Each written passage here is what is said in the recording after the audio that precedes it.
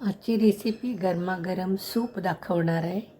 लागणारे साहित्य, थंडीचे दिवस आहे, काय भाज्या अवेलेबल आहेत ते वापरायचं.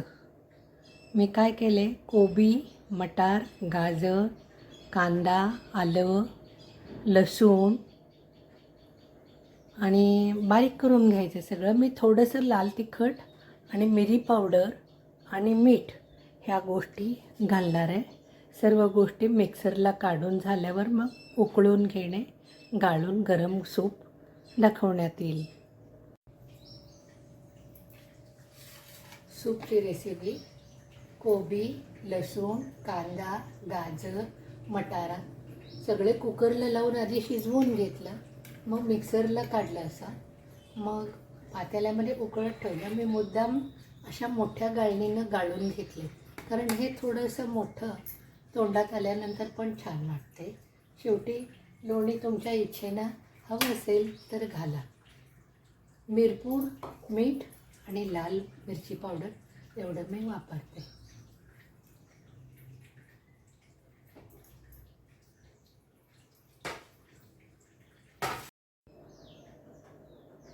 आजची रेसिपी गरमागरम सूप दाखवणार आहे. लागणारे साहित्य, थंडीचे दिवस आहे, काय भाज्या अवेलेबल आहेत ते वापरायचं. मी काय केले, कोबी, मटार, गाजर, कांदा, आलं, लसूण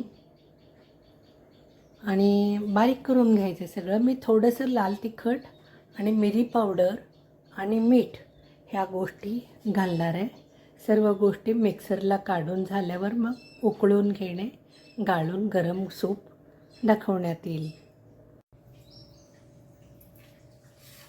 सूपची रेसिपी: कोबी, लसूण, कांदा, गाजर, मटारा सगळे कुकरला लावून आधी शिजवून घेतलं, मग मिक्सरला काढलं असं.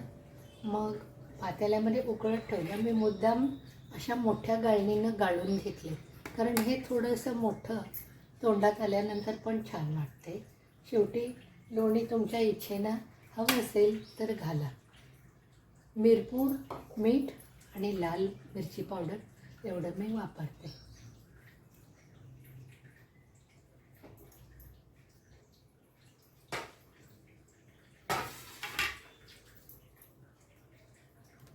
कुठल्या भाज्या अवेलेबल आहेत ना, काही वापरू शकताय तुम्ही.